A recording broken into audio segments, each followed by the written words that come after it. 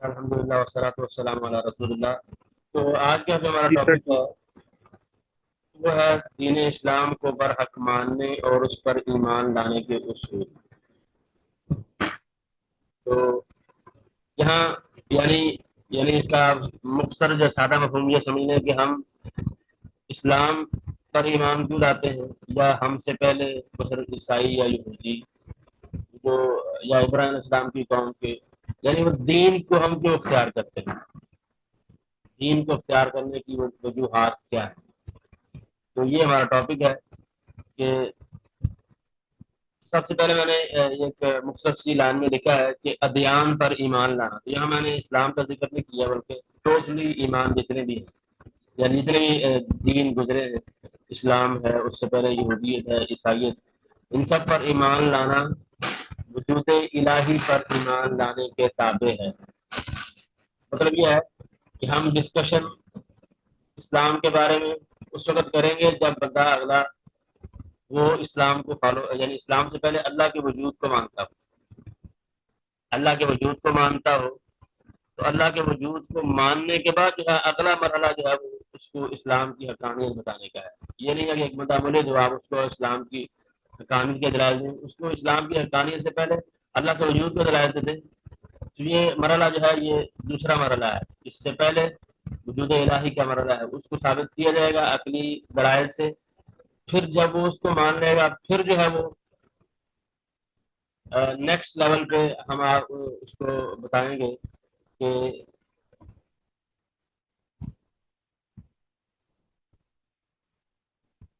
अल्लाह ताला के वजूद पर ईमान लाने के यानी ईमान लाने के बाद इस्लाम ये भी जो है ना ये एक बरहक दीन है। और इसकी यानी इस पर ईमान लाने की हमारे यहाँ अकली तोजी है। ये नहीं है कि बगैर किसी सर, हम आपकी आवाज काट रही है। तो मैं चलो पहली बात आपको समझ आई जो मैंने की है कि नहीं आई? जी सर, आ गई। चलो ठीक है। तो पहला पॉइंट जो था वो मैंने अभी बताया है कि इस्लाम की हक्कानियत की बात हम उस वक्त करेंगे जब अगला बंदा जो है वो अल्लाह ताला के वजूद को मानता हो। अगर वो अल्लाह के वजूद को नहीं मानता तो उससे पहले अल्लाह का वजूद साबित किया जाएगा दलाइल के साथ। फिर अगला मरहला जो है वो इस्लाम के बारे में डिस्कशन क्या है कि फिर हम उसको अकली दलाइल के जरिए इस्लाम की हक्कानियत जो है वो साबित करेंगे। जब वो अल्लाह ताला के वजूद को मान लेगा फिर अगला मरहला ये आएगा। अब यहाँ तो पहला पॉइंट जो है कि अल्लाह ताला की बंदगी करना फितरी और नफ्सियाती जरूरत है। यानी अल्लाह ताला की बंदगी फितरी और नफ्सियाती जरूरत है कि क्योंकि हर इंसान जो है वो जब एक बंदा वजूद इलाही को मानेगा तो ऑटोमेटिकली वो इस चीज को भी तस्लीम करेगा कि अल्लाह ताला जो है वो कमाल के साथ मुत्तसिफ है, उसमें किसी किस्म का नक्स नहीं। क्योंकि जिस जात ने इतनी बड़ी कायनात बनाई है और उसमें इतने बड़े यानी गैलेक्सीज, समुंदर, चांद, सितारे और दीगर जितने भी हजारों लाखों करोड़ों की तादाद में सियारे हैं, इतनी मखलूकात हैं अनगिनत लातादाद, तो उसको ये ऑटोमेटिकली मानना पड़ेगा कि अल्लाह ताला जो है वो कामिल है। वो हर चीज पर कादिर है, उसका इल्म भी कामिल है, उसकी कुदरत भी कामिल है, उसकी जिंदगी भी कामिल है। तो जब ये इन चीजों पर वो ईमान लाएगा तो फितरी तौर पर इंसान फितरती तौर पर वो कमाल को पसंद करता है। वो पसंद करता है कि जो चीज ऐसी और उसकी मोहब्बत उसके दिल में बैठ जाती है। मिसाल के तौर पर इंसान जो है वो खूबसूरत जगहों की सैर करने क्यों जाता है? क्योंकि वो उसको जहाँ वो रहता होता है उससे ज्यादा अच्छी लगती है, वो उससे मोहब्बत करता है। مثلا लोग जो है वो स्विट्जरलैंड जाते हैं, फिनलैंड जाते हैं, दीगर मुल्कों में जाते किस लिए जाते हैं? वो समझते हैं कि वहाँ खूबसूरती है, वो वो जगह हमारी जगहों से अच्छी है, इससे अकमल है, कामिल है, तो उनकी मोहब्बत उनके दिल में बैठ जाती है। तो ये फितरती चीज कि जो भी चीज कामिल होती है उसकी मोहब्बत, उसकी अजमत इंसान के दिल में बैठ जाती है। आप मसलन जो है वो किसी कारी की अच्छी आवाज सुन लें कुरान की तिलावत करते हुए, तो आपके दिल में उसकी अजमत बैठ जाएगी, इसलिए क्योंकि आप उसको अपने से बेहतर समझ रहे हैं। तो अजीम की मोहब्बत भी इंसान के दिल में बैठ जाए। तो ये फितरती फितरती चीज है कि अब अल्लाह ताला ये बड़ा कोई अजीम नहीं है, اس سے بڑی صفات، یعنی اس سے بڑھ کر کسی کی صفت کامل نہیں، ہر انسان ناقص ہے، ہر مخلوق ناقص ہے، اللہ تعالیٰ کی ذات ہی کامل ہے۔ تو اس وجہ سے اس جو ہر کمال کے ساتھ متصف ذات ہے، اس کی محبت انسان کے دل میں بیٹھ جاتی ہے۔ جب محبت بیٹھ جاتی ہے تو وہ پھر اس کی طرف رجوع کرتا ہے، اس کی بندگی کرتا ہے، اس کو چاہتا ہے اپنے دل کے ساتھ، اپنے اعمال کے ساتھ۔ تو یہ ایک فطرتی جو چیز ہے جو ہر انسان میں ہوتی ہے۔ اور دوسرا پوائنٹ جو میں نے لکھا ہے کہ جب اللہ تعالیٰ کائنات کو پیدا کرنے والا ہے، تو کائنات کا مطلب یہ ہے کہ کائنات میں جو کچھ بھی ہے وہ بھی اسی کی طرف سے ہے، کیونکہ جب اصل چیز جو کائنات ہے اس کا خالق وہ ہے، اس کو پیدا کرنے والا وہ ہے، تو کائنات میں جو کچھ بھی بعد میں ہوگا اس کا منبع بھی وہی ہوگا۔ تو یہ ہے محسن، اللہ تعالیٰ جو ہے احسان کرنے والا ہے، تو احسان کرنے والے کی محبت بھی انسان کے دل میں بیٹھ جاتی ہے۔ ہر انسان جو ہے وہ اس سے محبت کرتا ہے جو اس کی طرف، جو اس کے ساتھ احسان کرتا ہے، اس کے ساتھ اچھا سلوک کرتا ہے۔ تو اس لیے انسان، اور اللہ سے بڑھ کر کوئی محسن نہیں ہے انسان کا، بلکہ انسان بھی اگر کسی دوسرے پر احسان کرتا ہے، اچھا رویہ رکھتا ہے، تو وہ بھی اللہ تعالیٰ کے احسان کی وجہ سے ہے، کیونکہ اللہ نے اس بندے کو توفیق دی۔ تو اس وجہ سے ہر طرح کی احسان، یعنی ہر طرح کی نعمت جو انسان کو پہنچتی ہے وہ اللہ تعالیٰ کی طرف سے پہنچتی ہے۔ تو جب اللہ ہر نعمت کو عطا کرنے والا اللہ تعالیٰ ہے، تو آٹومیٹکلی انسان کے دل میں فطرتی طور پر اس کی محبت دل میں بیٹھ جاتی ہے، وہ چاہتا ہے کہ میں اس کی طرف رجوع کروں، اس کی بندگی کروں، اس کی تعظیم بجا لاؤں۔ اور یہ عبادت اور یہ اسلام، یہ ساری کی ساری تعظیم، اللہ تعالیٰ کی عبادت بندگی، یہ اللہ تعالیٰ کے سامنے سر تسلیم خم کرنا، اس کے احکامات کو ماننا، یہ وہ اس کی تعظیم ہی ہے۔ تو یہ پہلا پوائنٹ تھا۔ دوسرا یہ ہے کہ اللہ تعالیٰ کی بندگی تمام انسانی معاشروں میں ہمیشہ سے موجود رہی ہے، یعنی کوئی بھی کائنات کی ابتدا سے لے کر آج تک کوئی بھی معاشرہ عبادت سے خالی نہیں رہا۔ ہر معاشرے میں اللہ کی عبادت ہوتی رہی ہے، کسی نہ کسی طریقے سے، وہ چاہے اس میں اللہ کو شریک کرتے رہے ہوں یا توحید پر قائم ہوں، لیکن عبادت ہوتی رہی ہے۔ تو اس ضمن میں بہت سارے جو مغربی مفکرین ہیں ان کے اقوال بھی موجود ہیں۔ میں نے بطور مثال کے دو کے اقوال آپ کے سامنے لکھے ہیں۔ یہ پلوٹارک یہ کہتا ہے کہ آپ کو ایسے شہر تو مل سکتے ہیں جہاں کوئی دیوار نہ ہو، یعنی شہر جو ہے وہ بے در و دیوار ہے، کوئی نظام نہ ہو، ہر بندہ اپنے منہ دھیان جہاں لگا ہوا ہے، کوئی کسی قسم کا علم نہ ہو، کوئی فنون لطیفہ نہ ہو، لیکن انسان نے کبھی کوئی ایسا شہر نہیں دیکھا جس میں کوئی عبادت گاہ نہ ہو اور اس کے بسنے والے عبادت نہ کرتے تاریخ میں۔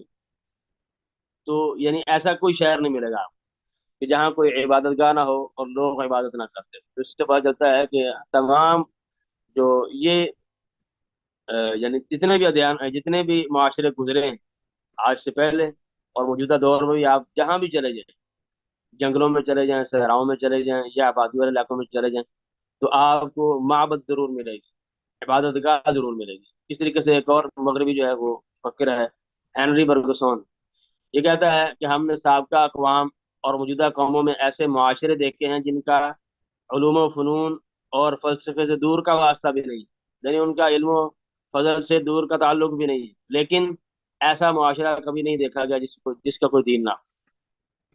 تو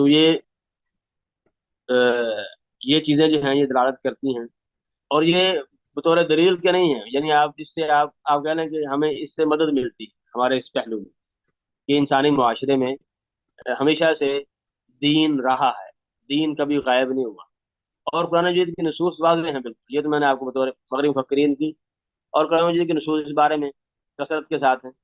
قرآن کی آیت ہے فاقم وجہ کا للدین حنیفہ فطرت اللہ التی فطر الناس علیہ لا تبدیل لخلق اللہ، کہ تم دین کو قائم کرو یک طرفہ ہو کر، اور یہ فطرت ہے جس پر اللہ نے فطرت یعنی انسانوں کو پیدا کی ہے، یعنی فطرت انسان کی تبدیل ہو سکتی نہیں ہے، اور فطرت یہ موجود رہی ہے ہمیشہ سے ہر زمانے میں۔ اور اس طریقے سے اللہ تعالیٰ کہتا ہے وَلَقَدْ بَعَثْنَا فِي كُلِّ أُمَّةٍ رَسُولًا أَنِ اعْبُدُوا اللَّهَ وَاجْتَنِبُوا الطَّاغُوتَ، کہ ہم نے ہر امت میں رسول بھیجا ہے۔ اس سے پتہ چلتا ہے کہ ہر امت میں جب رسول بھیجا ہے تو عبادت بھی ہوتی ہو۔ دوسری آیت میں ہے وَإِن مِّنْ أُمَّةٍ إِلَّا خَلَا فِيهَا نَذِيرٌ، کہ ہر امت میں ہم نے ڈرانے والا بھیجا ہے۔ تو اس سے آٹومیٹکلی یہ بات ظاہر ہوتی ہے کہ جب ڈرانے والا موجود ہے تو عبادت بھی اس معاشرے میں اللہ کی ہوتی رہی ہے۔ تو یہ ایک پوائنٹ ہے کہ ادیان ہمیشہ سے موجود رہیں۔ تیسرا جو نقطہ ہے اس حوالے سے وہ یہ ہے کہ انسان شروع میں توحید کا قائل تھا، صرف ایک اللہ کی بات کرتا تھا، بعد میں اس میں شرک آیا ہے۔ تو انسان کی اصل یہ ہے کہ انسان توحید پر قائم، شرک بعد میں آیا ہے۔ تو اب یہ ٹوٹلی چونکہ غائب ہے، یہ اصل توحید تھی کہ شرک تھی، کیونکہ یہ سابقہ کموں کی بحث کرنے دیکھنا پڑے گا۔ آج سے کائنات کی ابتدا میں جب انسان کی تخلیق کی گئی تو اصل کیا تھی؟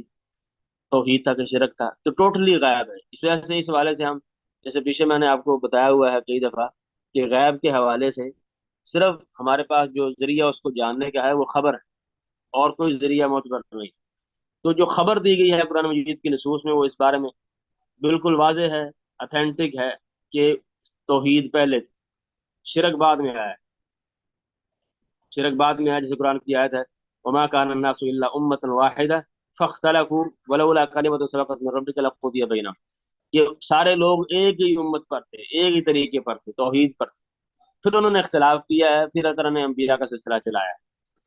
اس طریقے سے حدیث میں آتا ہے، ابن عباس کہتے ہیں رضی اللہ تعالیٰ عنہ کہ کان بین نوح و آدم عشرۃ قرون، کہ آدم اور نوح علیہ السلام کے درمیان 10، یعنی 10 قرون تھے، 10 صدیاں تھیں، یہ ساری کی ساری حق پر تھے، توحید پر تھے۔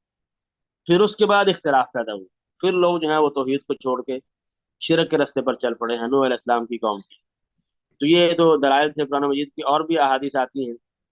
تو اس طریقے سے بعض مفکرین نے جو مغربی مفکرین ہیں، انہوں نے بھی اس بات کا اعتراف کیا ہے۔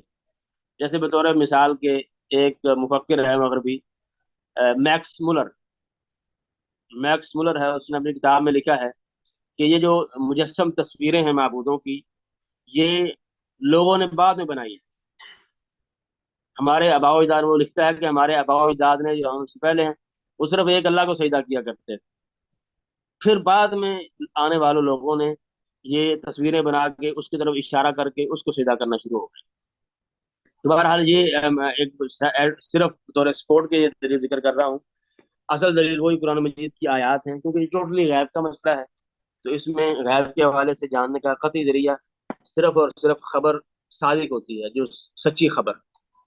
تو چوتھا پوائنٹ اس حوالے سے یہ ہے کہ دین کو اختیار کیے بغیر انسان کے پاس کوئی چارہ بھی نہیں، اور بڑا اہم نقطہ ہے کہ انسان کو دین اختیار کرنا مجبوری ہے، انسان انفرادی طور پر بھی، معاشرتی طور پر، یعنی ایک فرد کے لیے بھی ضروری ہے کہ وہ دین کے ساتھ جڑے، دین کو اختیار کرے، اور ایک معاشرے کے لیے بھی۔ فرد کے لیے مثلا کیسے ہے؟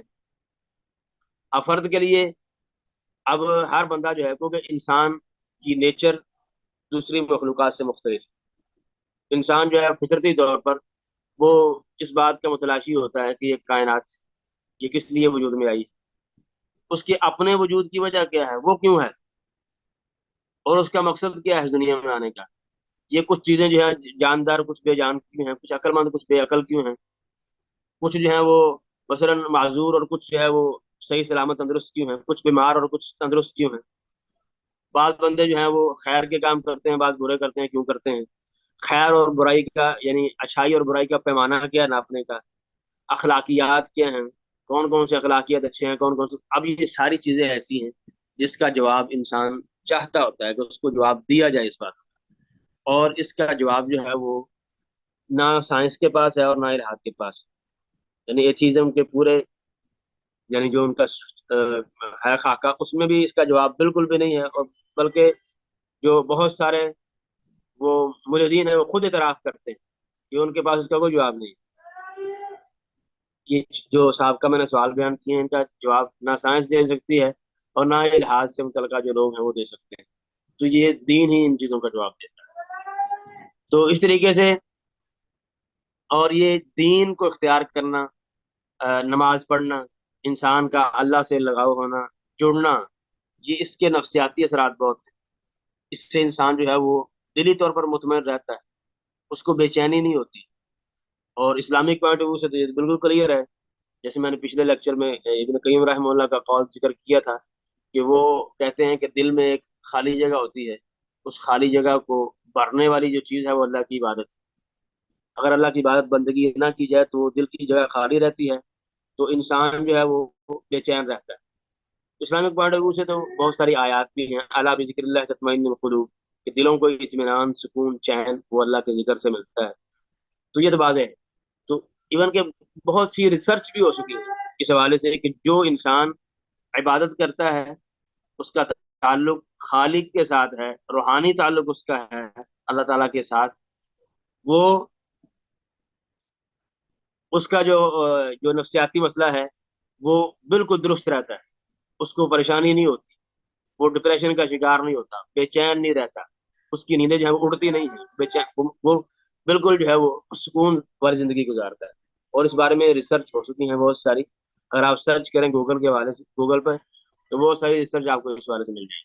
تو یہ تھا انفرادی مسئلہ. اب اجتماعی طور پر بھی انسان کی ضرورت ہے کہ دین ہو، بلکہ بہت سارے ایسے جو جو دین کو ناپسند کرنے والے ہیں وہ بھی اس بات کے قائل ہیں کہ دین ہونا چاہیے. جیسے وولٹیر جو ہے وہ اپنی کتاب میں لکھتا ہے کہ اب یہ وولٹیر جو ان افراد میں سے ہے جس نے جو کنیسا کے خلاف جو ہے وہ پوری جو ہے نا ایک مہم ریلیز کی ہوئی. اب وہ خود کہتا ہے کہ اگر اللہ موجود نہ بھی ہو تو پھر اللہ کو پیدا کرنا ضروری ہے. یعنی ہم اپنے ذہن میں اللہ کا تصور رکھیں، یعنی نعوذ باللہ ہمارا عقیدہ تو یہ نہیں ہے، لیکن میں اس کی بات نہ کر رہا ہوں. وہ کہتا ہے کہ اگر اللہ تعالیٰ نہ بھی ہو تو پھر بھی اللہ کو پیدا کرنا لوگوں کے ذہن میں ضروری ہے. اس لیے ضروری ہے، وہ کہتا ہے اللہ پر ایمان لانا ضروری ہے تاکہ میری بیوی جو ہے میرا احترام زیادہ کرے، میرا خادم وہ میرے ساتھ جو ہے وہ دھوکہ فراڈ نہ کرے. اب یہ بڑا اہم نقطہ ہے کہ ایک وہ بندہ جو دین بیزار ہے وہ کہتا ہے کہ دین ہونا چاہیے. کیوں؟ کیونکہ اس سے انسان جو ہے وہ ایک لمٹ میں رہتا ہے، ایک لمٹ میں رہتا ہے. اب جو دیندار آدمی ہے اگر حقیقت میں وہ دیندار ہے تو وہ اگر کسی جگہ پہ کوئی قانون نہ بھی ہو، تو ملکی قانون نہ بھی ہو، کسی جرم کی سزا نہ بھی ہو، پھر اللہ کا خوف اس کو ہوتا ہے.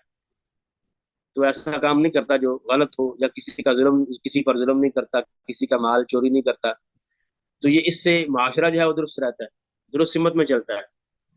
تو یہ جان لاک کہتا ہے، جان لاک مغربی مفکر ہے، تو لبرل سوچ کا حامل ہے. وہ کہتا ہے کہ اگر آپ دین کو سائڈ پر کر دیں گے، دین کو سائڈ کر دیں گے تو پھر ہر چیز حلال ہے.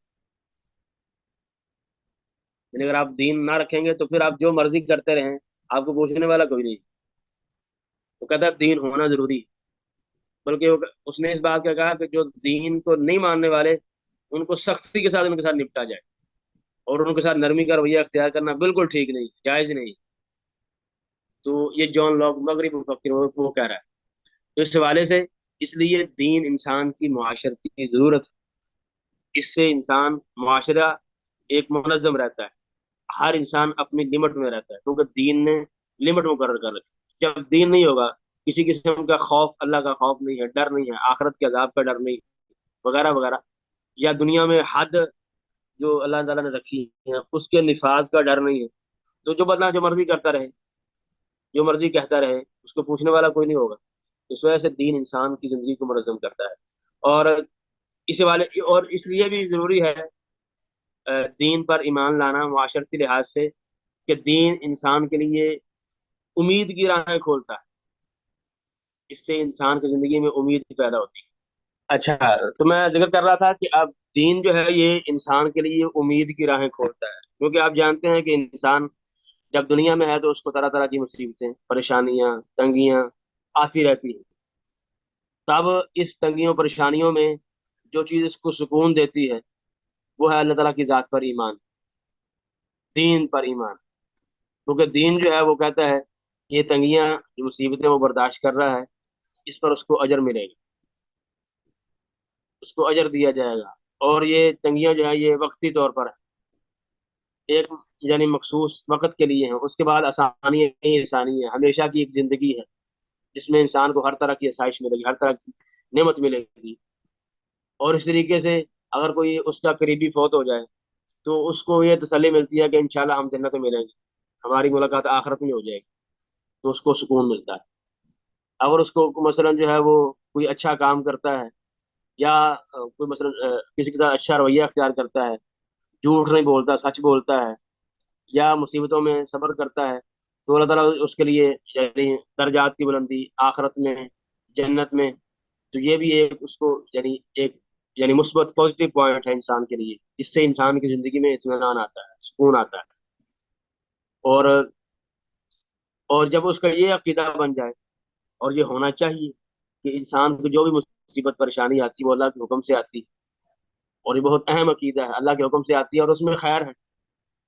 اور جب اس بندے کا یہ عقیدہ ہوگا کہ مجھے مصیبت آئی ہے اور اس میں میرے لیے خیر ہے، کیونکہ اللہ کا فیصلہ کبھی برا نہیں ہوتا، تو اب جس کا یہ عقیدہ ہوگا اس کو کبھی بے چینی ہوگی، اس کو کبھی ڈپریشن ہوگی، اس کو کوئی یعنی اپنے کیے پر ندامت ہوگی، کبھی نہیں ہوگی.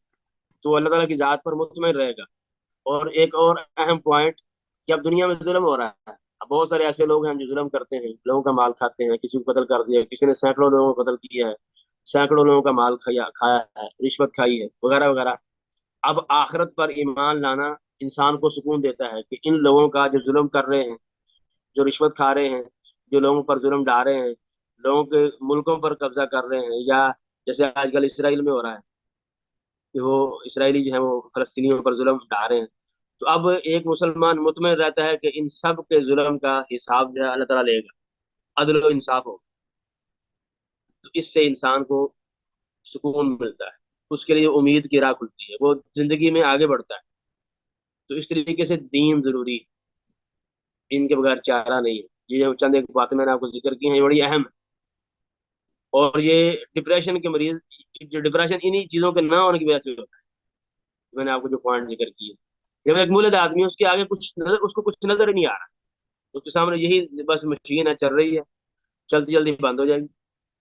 اب وہ کس رول کی پاسداری کرے گا؟ اس کو کون سی چیز روکے گی لوگوں پر ظلم کرنے سے؟ کچھ روکنے والا نہیں. وہ جو مرضی کرتا رہے، وہ سمجھتا ہے کہ کچھ بھی نہیں.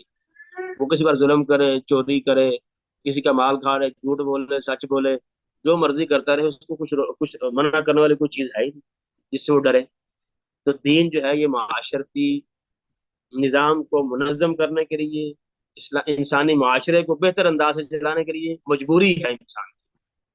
اچھا، پانچواں پوائنٹ جو ہے وہ یہ ہے کہ صحیح دین اور صریح عقل میں تعارض ممکن نہیں.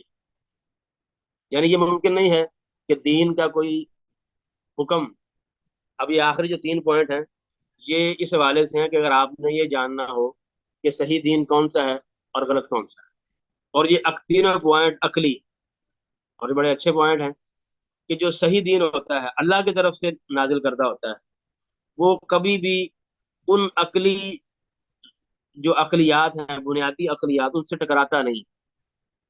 بنیادی عقلیات سے مراد جو میں نے آپ کو یعنی جو عقلی طور پر چیزیں مصدقہ یعنی مسلمہ ہوتی ہیں، جس میں کسی قسم کا ڈاؤٹ، شک نہیں، 100%، وہ دین کبھی اس سے ٹکراتا نہیں. کیوں ٹکراتا نہیں ہے؟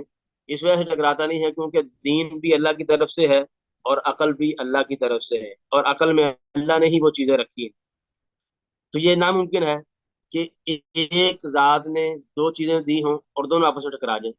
یہ ممکن نہیں ہے، کیونکہ دین بھی حق ہے، اور اللہ تعالیٰ کی طرف سے جو عقل دی ہوئی ہے، جو اس کے بنیادی ضرورت ہے. ہر عقل نہیں، ہر انسان کی عقل ڈفرینٹ ہوتی ہے.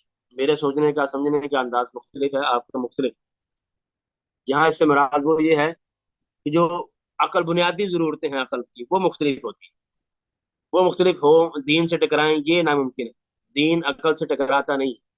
جو بنیادی ضروریات عقلیہ ہیں ان سے نہیں ٹکراتا، کیونکہ عقل بھی اللہ کی طرف سے ہے، دین بھی اللہ کی طرف سے ہے.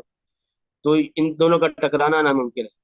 اچھا، تو میں بات کر رہا تھا کہ دین اور جو عقل ہے، عقل سے مراد یہاں جو میری اور آپ کی عقل نہیں ہے، بلکہ اس سے مراد وہ بنیادی چیزیں عقلی جو اللہ تعالیٰ نے انسان کے اندر رکھی ہیں اس کی پیدائش کے ساتھ، جس کو میں اگر کہوں تو بنیادی ضروریات عقلیہ جس کو کہتے ہیں. جیسے دو اور دو چار ہوتے ہیں، ایک بندہ ایک جگہ پر بھی ہو، دوسری جگہ پر بھی وہی بندہ ہو، یہ نہیں ہو سکتا. آگ اور پانی اکٹھے نہیں ہو سکتے، دو مخالف چیزیں اکٹھی نہیں ہو سکتی.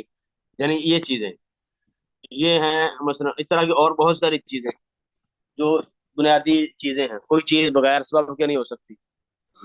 تو یہ عقلی چیزیں ہیں. تو اب دین اور ایسی عقلی چیزیں یہ مخالف نہیں ہو سکتی. क्यों नहीं हो सकती, मैं उसकी दलील जिक्र कर रहा था। क्योंकि ये चीज़ें जो फितरती हैं, अल्लाह ने इंसान की पैदाइश के साथ ही उसमें दिमाग में फिट करके भेजी हैं, वो भी अल्लाह की तरफ से हैं, और दीन भी अल्लाह की तरफ से है। तो दोनों चीज़ें जब अल्लाह ताला की तरफ से हैं तो ये नामुमकिन है, यानी ये मुमकिन नहीं है कि उसमें टकराव हो। क्योंकि अल्लाह ताला की तरफ से जब दोनों चीज़ें हैं, दोनों एक दूसरे की तस्दीक करेंगी, एक दूसरे को सपोर्ट करेंगी, मुखालफत नहीं करेंगी। और कुरान की आयत भी यही कहती है, अफला यतदब्बरुन कुरान वलौ कान मिन गैरिल्लाह, ये वह कुरान में गौर व फिक्र नहीं करते। अगर कुरान अल्लाह के अलावा किसी और की तरफ से होता तो उसमें इख्तलाफ होता बहुत ज्यादा। तो कुरान मजीद में इख्तलाफ नहीं है। तो जो सही दीन होता है उसको जानने का पैमाना एक ये भी है कि आप ये देखें कि ये जो दीन हमें तालीमात दे रहा है, यानी ये मसलन यहूदियत या ईसाइयत लगा लें, आपको एक मिसाल देता हूँ, समझ आ जाएगी। अब ईसाइयत है, ईसाई क्या कहते हैं कि अ, अल्लाह, गॉड, और रूहुल कुदस, और बेटा सन, ये तीनों खुदा है, और तीनों एक हैं। तीनों खुदा हैं, और तीन तीन नहीं है बल्कि तीन एक।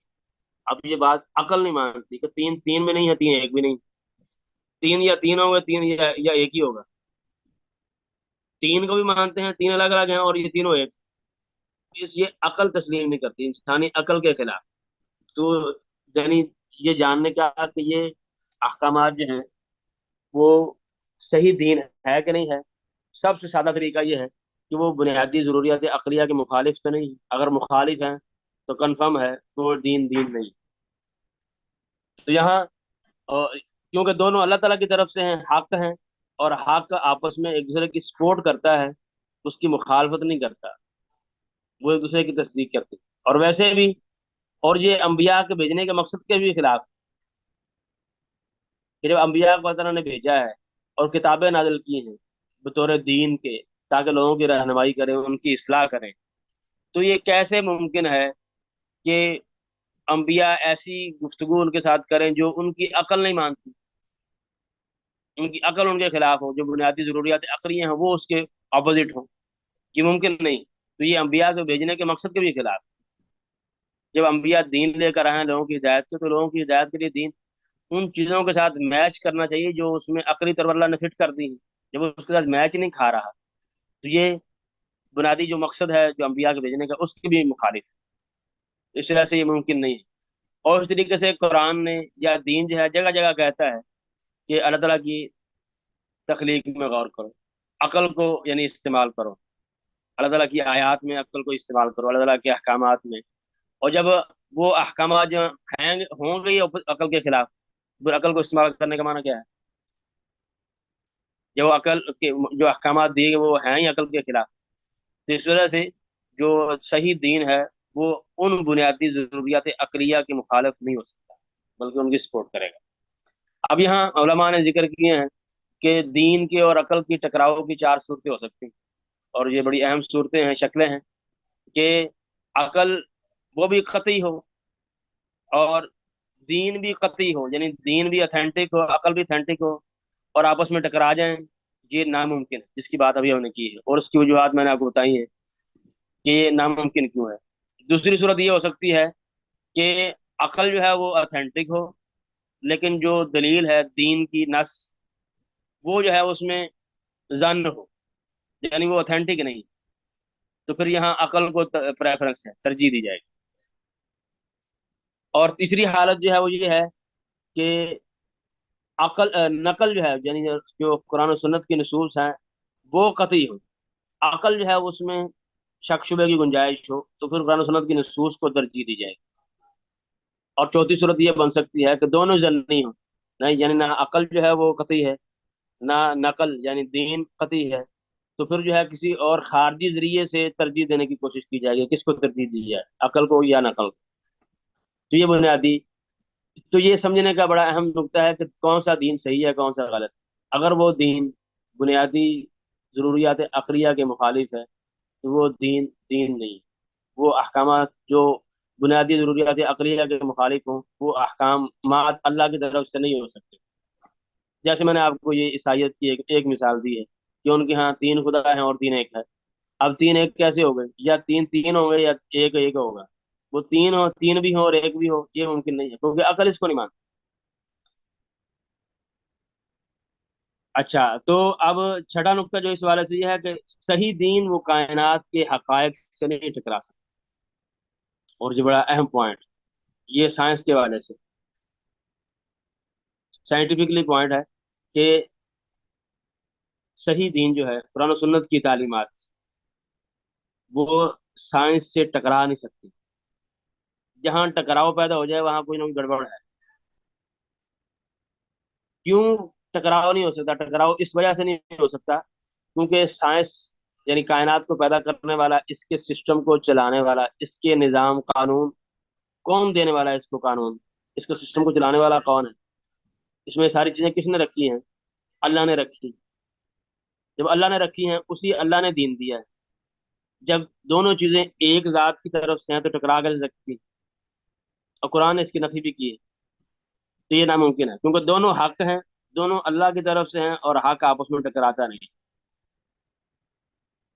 تو دوسرا پوائنٹ اس میں وہی ہے کہ جو میں نے پیچھے ذکر کیا ہے کہ اگر آپ قرآن مجید جو ہے وہ کہتا ہے بار بار کہ تم کائنات میں غور و فکر کرو، کائنات کے سیاروں میں، سمندر میں، وغیرہ وغیرہ، زمین میں غور و فکر کرو، اور جب زمین کے جو حقائق ہیں وہ دین کی تعلیمات اس کے مخالف ہوں گی تو پھر غور و فکر کرنے کا کیا مطلب ہے؟ تو اس وجہ سے یہ ناممکن ہے کہ دین میں اور جو کائنات کے حقائق ہیں ان میں ٹکراؤ پیدا ہو جائے۔ اور اس کی بھی وہی چار شکلیں ہیں جو پیچھے میں نے بیان کی ہیں کہ ایک صورت تو یہ بن سکتی ہے، یعنی ٹکراؤ کی چار صورتیں ہو سکتی ہیں۔ ایک یہ صورت ہو سکتی ہے کہ دین اور سائنس آپس میں بالکل اپوزٹ ہو، اور دین بھی اتھینٹک ہو، اور سائنسی جو تجربہ ہے، جو اس سے نالج حاصل ہوا ہے، وہ بھی اتھینٹک ہو۔ یہ ناممکن ہے کہ دین بھی قطعی ہو اور سائنسی تجربہ بھی قطعی ہو اور آپس میں ٹکرا جائیں۔ یہ ناممکن ہے کیونکہ دونوں کائنات کے حقائق اللہ کی طرف سے ہیں، اس کے بنائے ہوئے قوانین ہیں۔ جب اس کے بنائے ہوئے قوانین ہیں تو دین بھی اس کا دیا ہوا ہے، تو یہ ٹکرا نہیں سکتا۔ دوسری صورت یہ ہو سکتی ہے کہ دین تو قطعی ہو لیکن جو تجربہ ہے، سائنس جو کہہ رہی ہے وہ ظنی ہو، یعنی اس میں شک شبہ ہو، وہ 100% نہیں ہے، اس میں شورٹی نہیں ہے، یعنی بالکل یقینی بات، تو یہاں ہم دین کو ترجیح دیں گے۔ اگر اس کے الٹ ہو جائے کہ دین میں شک شبہ کی گنجائش ہو، یعنی دین کی کسی نص کی دلالت قطعی نہ ہو، یہاں شک شبہ سے مراد یہ نہیں کہ ثابت نہیں ہے، قرآن کی یاد نعوذ باللہ ثابت تو ساری کی ساری، لیکن اس میں اس کی دلالت، اس کا مفہوم 100% قطعی نہ ہو، تو اور سائنس کی بات جو ہے وہ 100% قطعی ہو تو ہم وہاں سائنس کو ترجیح دیں گے۔ اور اگر دونوں جو ہیں ضمنی ہوں، دونوں کی دلالت، دونوں کا مفہوم، وہ جو یعنی سائنس بھی ضمنی ہے اور دین بھی ضمنی ہے، تو یہاں ہم کسی خارجی ذریعے سے طلاق جاننے کی کوشش کریں گے کہ کس کو ترجیح دی جائے، وہی سال صورتیں۔ تو اس طرح سے جو دین کے احکامات ہیں وہ سائنس سے جو حقیقت ہے وہ ٹکرا نہیں سکتے۔ اگر دین جو ہے وہ اتھینٹک یعنی مصدقہ طور پر 100% وہ کسی چیز کے بارے میں کہہ رہا ہے کہ یہ ایسے، سائنس اس کی الٹ کہہ رہی ہے، تو یہاں سائنس میں مسئلہ ہے، یا جو آپ دین سے سمجھ رہے ہیں اس میں مسئلہ ہے۔ ان دونوں کا ٹکرانا ممکن نہیں۔ یہ ٹکراؤ آپ کے دماغ میں ہے، حقیقت میں ٹکرانا ممکن نہیں۔ ٹکراؤ ہو سکتا ہے لیکن وہ آپ کے دماغ میں ہے، آپ کو سمجھ نہیں آ رہی۔ تو اس وجہ سے کیونکہ ٹکرانا ناممکن کیوں ہے؟ اس وجہ سے کہ دونوں حق ہیں اور دونوں اللہ کی طرف سے ہیں، دونوں قوانین اللہ کی طرف سے ہیں، دونوں قوانین جب ایک ذات کی طرف سے ہیں تو ٹکرا نہیں سکتے۔ اور آخری پوائنٹ جو ہے وہ ہم بات ختم کریں گے، اگلا جو آدھا لیکچر رہ گیا وہ انشاءاللہ نیکسٹ میں کور کر لیں گے، آپ کی اگلی کلاس بھی ہے۔ اور آخری بات یہ ہے کہ صحیح دین اور عدل و انصاف آپس میں نہیں ٹکرا سکتے۔ اور عدل انصاف کہتے ہیں عام طور پر جو ہے نا وہ ہم کہتے ہیں کہ انسان، آپ نے سنا ہوگا کہ انسان مساوات کا اسلام مساوات کا درس دیتا ہے، یہ بہت غلط بات ہے۔ اسلام میں مساوات ہے لیکن ہر کام میں مساوات نہیں۔ اسلام میں مساوات ہے جہاں مساوات، برابری کرنا، عدل و انصاف ہے۔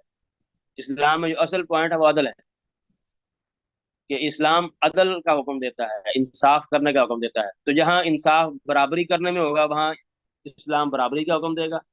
جہاں انصاف جو ہے وہ برابری کرنے سے نہیں بلکہ ایک کو زیادہ دینے سے ہوگا تو وہاں اسلام نے ایک کو زیادہ دینے سے حکم دیا، یعنی اسلام نے عدل کا حکم دیا ہے، مساوات کا ہر جگہ حکم نہیں۔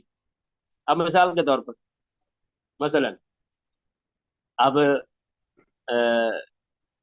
मियाँ और बीवी, या दूसरी मिसाल है विरासत का मसला ले लें। अब विरासत में औरत को आधा हिस्सा मिलता है, मर्द को दो गुना मिलता है। अब यही इंसाफ, अब ये मसावत नहीं। मसावत में क्या होना चाहिए कि औरत को भी यानी जितना दिया जाए उतना मर्द को दिया जाए, लेकिन इस्लाम अदल का हुक्म देता है। तो यहाँ मर्द को ज्यादा मिलना बेहतर है, तो वहाँ इस्लाम ने मर्द को ज्यादा दी है, औरत को आधा दी है। तो और भी बहुत सारी मिसाल नहीं, मैंने आपको एक मिसाल, सिर्फ टाइम थोड़ा है।